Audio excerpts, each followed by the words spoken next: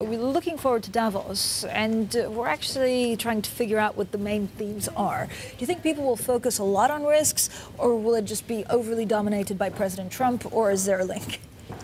I hope it will focus on risks, on how we can address some of those issues. And we know that the program that we've been building up over the past years, even before we had the confirmation that President Trump would join us, has been focusing on how we can address those risks from the forum's perspective through our usual collaboration across the different stakeholder groups.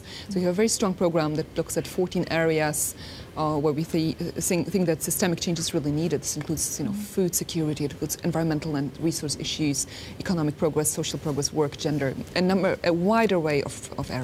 So are the CEOs more worried now about cyber attacks than they are of geopolitics, or vice versa?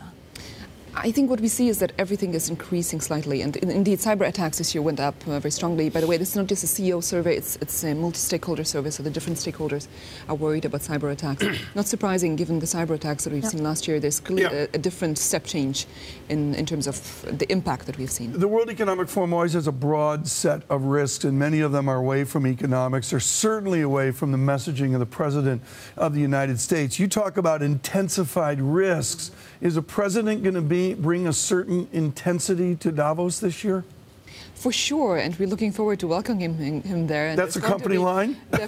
And there's definitely going to be a lot of interest in what he has to say about... What do you want to hear? What does Mr. Schwab want to hear from President Trump? Seriously, I remember Sarkozy of a decade ago, 12 years ago maybe. Of course, a huge splash of the Chinese last year. It was really quite something to see. I mean, the valley stopped for President Xi. In what way will the valley stop for President Trump? We will see. It remains to be seen what he's exactly going to be talking about. I think we're looking forward to engaging him into the work we do, and we are pleased that he wants to be part of the dialogue, because we're a platform for dialogue. So it's a big change, and it is really important and crucial to engage the US in many of the issues we've been talking about.